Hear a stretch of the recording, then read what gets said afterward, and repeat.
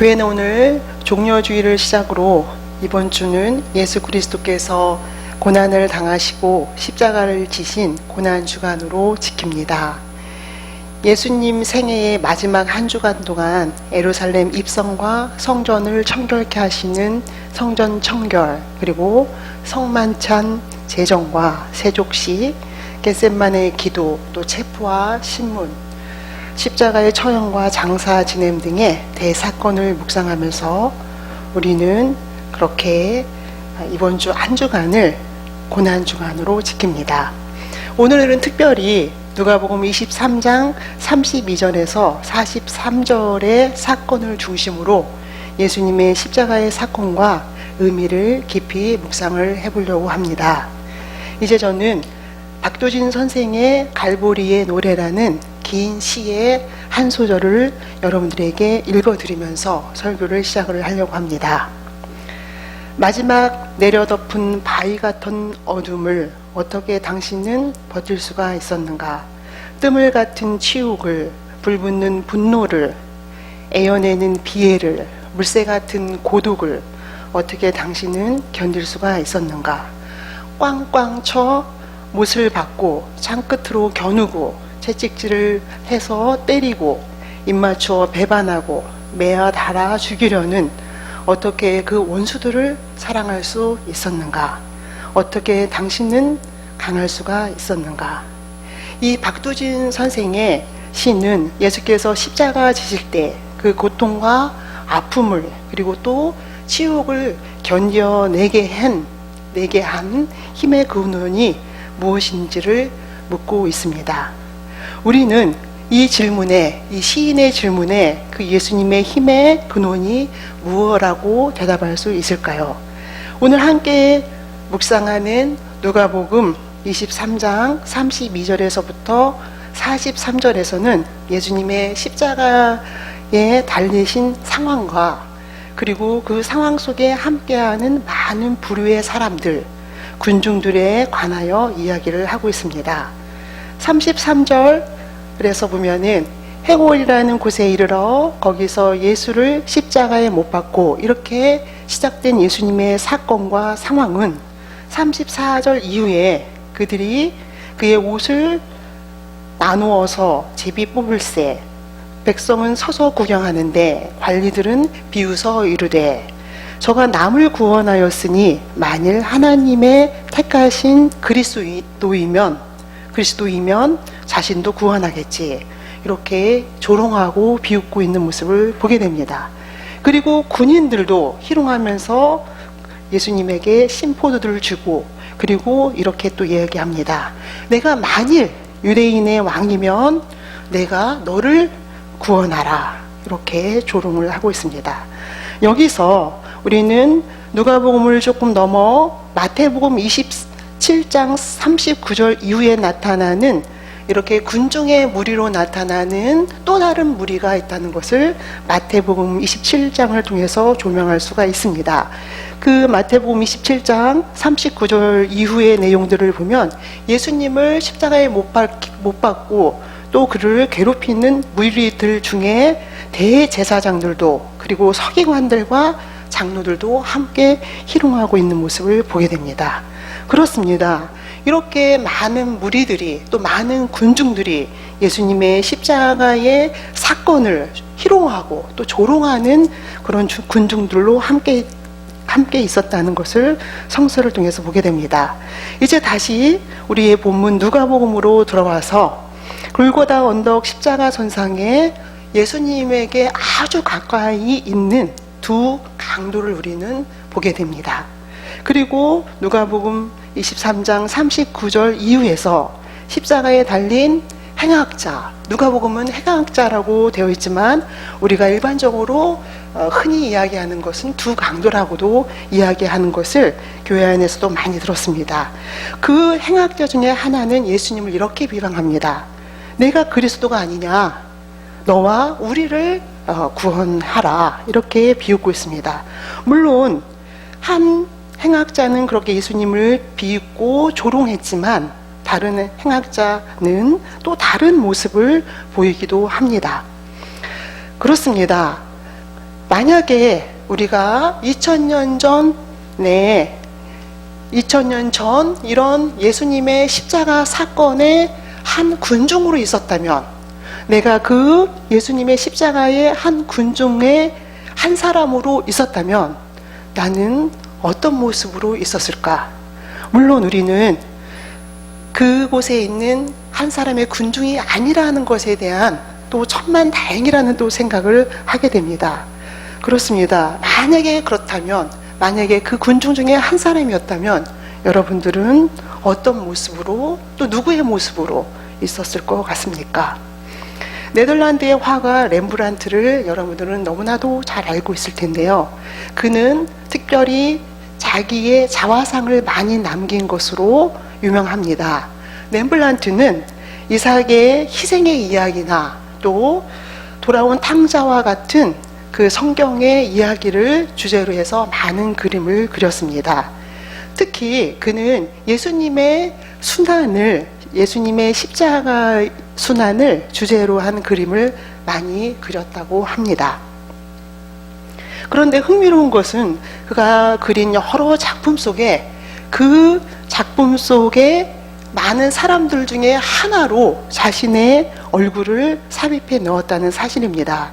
예를 들면 렘브란트가 순교자 스테반에게 돌을 던지는 성난 군중 가운데 한 사람으로 자신의 얼굴을 그려 넣었고, 또 오늘 읽은 이 누가복음 23장의 십자가 사건에서 예수님에게 십자가에 못을 박으라고 외치는 그러한 군중의 한 사람으로, 또 그런 군중 중에 한 사람으로 자신의 얼굴을 그려 넣었습니다. 그 의미는 무엇일까요? 렘브란트가 성난 군중으로 예수님을 십자가에 못 박으라고 또 조롱하고 희롱하는 그 많은 군중 중에 한 사람인 얼굴에 자기 자신의 얼굴을 그려 넣은 이유는 무엇이었을까요? 그는 아마도 그 군중 중에 하나가 나였습니다. 그 군중 중에 하나가 나와 다를 바 없는, 나와 똑같은 사람이었습니다. 나도 그렇게 예수님을 십자가에 못 박았습니다. 그런 고백이 아닐까요? 그렇게 그런 위치에 섰던, 그런 악역을 했던 자신의 삶을 돌아다보고 그렇게 예수님에게 자신의 마음을 드러내고 고백하고 용서를 구하고 싶은 마음이 아니었을까라는 생각을 하게 됩니다. 그렇습니다. 그렇다면 우리는 어떤 모습으로 서 있을까요? 여러분들은 그 십자가의 사건에 어떤 모습으로 서 있습니까? 저는 이렇게 고난주간을 시작하는 오늘 여러분들에게 그런 질문을 드리고 싶습니다. 그렇다면은 그 예수님의 십자가 사건 앞에 정말 본인이신 예수님은 어떤 모습으로 서 계셨는지, 또 어떠한 모습으로 예수님은 그 십자가를 감당하고 있었을까요? 이 대답에 우리는 그분이 십자가 위에서 남긴 가상 7원을 통해서 대답을 할 수 있습니다. 예수님이 죽기 직전에 십자가에서 남긴 말씀을 우리는 가상 7원이라고 이야기합니다. 십자가 위에서 남긴 7마디의 혹은 7번의 말씀을 우리는 가상 7원이라는 전문 용어를 또 혹은 신학적인 용어를 사용합니다. 물론 십자가 위에서 남긴 예수님의 7가지의 말씀은 오늘 읽은 누가복음을 통해서 다 재조명되는 것은 아닙니다. 사복음서, 마태, 마가, 누가, 그리고 요한 복음의 사복음서를 통해서 우리는 가상 7원을 재현할 수가 있습니다. 이렇게 예수님께서 십자가 위에서 말씀하신 가상 7원에 대해서 이야기할 수 있고, 우리는 시간상 오늘 누가복음 오늘의 본문에 해당하는 그런 본문만 다루려고 합니다. 그 가상 7원 중에 첫 번째 하신 말씀은 이렇게 됩니다. 이에 예수께서 이르시되 아버지 저들을 용서하여 주십시오. 저들은 자기들이 하는 것을 알지 못하기 때문입니다. 이렇게 말씀하고 있습니다. 예수님은 십자가에 달리셔서 그리고 그곳에서 자기를 비웃고 조롱하면서 또 신 포도주를 먹이며 희롱하는 그 많은 백성들과 관리들 그리고 군인들에게 또 종교 지도자들에게 그들에게 희롱을 당하고 있음에도 불구하고 그들의 무지를 하나님께 용서를 구하고 있는 모습을 보게 됩니다. 그렇습니다. 예수님의 첫 번째 십자가 위에서의 하신 말씀은 자기를 조롱하는 그 군중들에게 하나님께서 용서해 주시기를 원하는 그러한 고백을 하고 있다는 것을 보게 됩니다. 그렇다면 예수님께서 십자가 위에서 두 번째 하신 말씀은 무엇입니까? 예수님은 십자가 사건의 현장에서 두 강도와 함께 있었습니다. 그리고 두 번째 말씀은 그 강도들과 관련해서 예수님께서는 이렇게 이야기를 하고 있습니다. 내가 진실로 내게 이르노니 오늘 내가 나와 함께 낙원에 있으리라. 이런 말씀을 하고 있습니다. 이게 무슨 말씀일까요? 두 강도 중에 한 강도는 그의 죄를 그리고 그의 상황을 예수님 앞에 그의 모습을 그의 자신의 삶을 부끄러워하면서 예수님 당신의 나라에 임하실 때에 나를 기억하소서 이렇게 고백하고 있습니다. 그렇게 고백하는 강도로서의 삶을 살아온 그 한 강도 그리고 이제 세상을 떠나는 또 삶을 마무리하는 그 강도에게 예수님께서는 말씀하십니다. 내가 진실로 오늘 나와 함께 낙원에 있으리라 이렇게 말씀하십니다. 이 사건은 오늘 그 강도를 향해서 용서를 선언하는 것뿐 아니라 내일의 낙원을 약속하고 내일의 낙원을 말씀하고 있다는 것을 우리는 보게 됩니다. 그렇습니다. 예수님의 십자가 전상에서의 이 강도들을 향해서 이 강도의 용서와 그리고 내일의 낙원을 약속하시는 그 말씀과 그리고 그를 조롱하고 그를 희롱하는 많은 군중들을 향해서 하나님께서 그를 용서하시기를 원하는 그 말씀은 오늘 우리에게 어떤 의미가 있을까요? 예수님은 십자가에 달려서 백성들을 그리고 관리들을 그리고 군중들을 그리고 강도를 용서하시고 그리고 그들의 용서와 그들의 삶을 위해서 하나님께서 간섭하시고 또 함께하기를 원하는 그러한 바램을 보여주고 있는 것을 보게 됩니다. 그렇다면은 이렇게 예수님을 십자가에 못 박고 그렇게 성난 군중으로서 수치심도 없이 예수님을 희롱하고 조롱했던 그 군중들, 그들은 왜 이렇게 성난 군중으로 예수님을 십자가에 못 박는데 그렇게 그런 우매한 군중들로 서 있었을까요? 그들의 삶은 실제로 로마의 포로로 살아가는 그런 생활이었습니다. 식민지 생활로 고달픈 이스라엘, 그리고 그 이스라엘의 그 식민지의 고달픈 삶은 이스라엘의 멸망을 시점으로 기원전 587년을 시점으로 거의 600년에 가까운 그런 고통스럽고 그리고 고된 그런 식민지 생활을 하는 그런 이스라엘 민족이었습니다.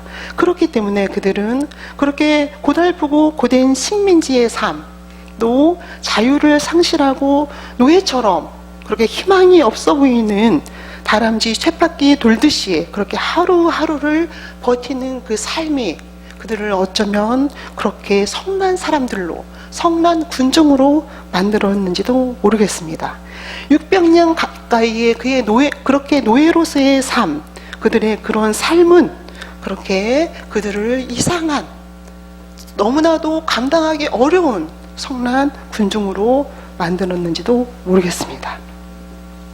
그러나 예수님의 삶은 어땠습니까? 예수님은 그런 군중과 또 관리들과 또 강도 같은 그러한 사람들의 삶, 또 그렇게 그들이 성난 사람으로 변할 수밖에 없었던 그 시간들을 예수님도 함께하는 그런 삶을 함께 살아간 사람 중에 한 사람이었습니다. 그러나 예수님은 그런 성난 군중들에게 군중들 중에 한 사람이 아니라 오히려 그들의 피폐하고 척박한 삶을 들여다보고 또 불쌍히 여기며 용서하시는 그런 삶을 살았고, 또 십자가 선상에서 실제로 그런 용서하는 삶, 또 수용하는 삶, 그렇게 사랑으로 그들을 품어주는 그런 삶, 그런 용서하는 삶을 예수님은 사랑하고 있다는 것을 보게 됩니다. 그렇습니다. 그렇게 성난 군중을 용서하시고, 또 오늘 그렇게 성난 군중 중에 한 사람으로 서 있는 렘브란트, 그리고 또 우리를 용서하시고 또 우리의 삶을 위해서 하나님께 간구하고 계시는 예수님의 모습을 보게 됩니다. 그렇습니다. 예수님은 그렇게 어떻게 그 치욕적인 십자가를, 그리고 그렇게 가슴 아픈 그런 군중들의 비난과 또 조롱을 견디어냈는가라는 그 질문에 우리는 바로 용서하시는 사랑, 또 수용하시는 사랑, 그 사랑이었다고 우리는 대답할 수가 있습니다. 그렇습니다. 그렇다면 오늘 예수님의 이런 놀라운 용서하시는 사랑, 또 용서하시는 삶, 그 삶이 우리에게 어떤 것을 이야기하고 있을까요? 사랑하는 성도 여러분, 우리는 예수님의 용서를 받은 그분의 또 그분이 우리를 수용하신 그 사랑을 체험한 하나님의 백성들로서 여러분은 여러분의 삶을 용서하시며 살아갑니까? 여러분의 자신의 삶을 용서하고 또 수용하고 받아들이는 그런 삶을 살아가십니까? 사랑하는 성도 여러분, 여러분은 여러분을 용서할 뿐만 아니라 또 다른 사람을 용서하며 또 수용하며 살아가는 삶을 살고 있습니까? 다른 사람을 용서한다는 거, 그리고 수용하기 어려운, 마음에 품기 어려운 사람을 실제로 용서하고 또 용납하고 마음으로 수용한다, 그렇게 쉬운 일은 아닙니다. 그러나 중요한 것은 예수님은 그 일을 시작하셨고 또 해내셨고 우리에게 보여주고 있다는 사실입니다. 그리고 그분은 그렇게 당신의 삶을 통해서 그 놀라운 십자가의 용서, 그 십자가의 사랑을 우리에게 몸소 보여줬을 뿐만 아니라 우리 모두가 그 아름다운 사랑에, 그 용서에 참여하시기를, 또 함께하기를, 동역하기를 원한다는 것을 예수님께서 우리에게 말씀하고 있습니다. 사랑하는 성도 여러분, 우리는 용서할 수 있어야 합니다. 오늘 또 용서를 시작해야 합니다. 그 용서는 때로는 시작하기 어렵고 또 하고 싶지 않은, 그러한 또 어떻게 할 수 있는가라는 스스로에 대한 자신감이 없는, 그리고 또 회의가 들게 하는 그런 용서의 사건일 수도 있습니다. 그러나 예수님과 함께 용서하기로 시작한다면 그 용서의 기간이 짧든지 혹은 긴 시간들을 필요로 하는 그러한 용서이든지, 이미 그 용서가 우리 마음에 시작됐다면 그 용서는 그 사람을 치료할 뿐만 아니라 나를 치료하고 또 나를 건강하게 하며, 더 중요한 것은 그 예수님의 놀라운 십자가의 그 사랑의 사건에 동역한다는 것을 오늘 성서가 이야기하여 주고 있습니다. 사랑하는 성도 여러분, 저는 이런 용서하는 삶을 오늘 다시 시작을 해보려고 합니다. 물론 그것이 쉽지는 않지만 내 힘으로 하기보다는 내 스스로의 어떤 인격과 알고 있는 지식과 또 내 어떤 삶의 행동보다는 하나님을 가득 채우고 십자가에 달려 죽으신 예수님의 놀라운 용서의 아름다움을 내 마음에 가득 채우고 그렇게 하나님과 함께 시작하려고 합니다. 오늘 내가 작게 시작하는 이 용서의 삶은 다른 사람을 넉넉하게 할 뿐 아니라 나를 또 살리는 삶, 또 주님과 함께 동행하는 삶이기 때문입니다.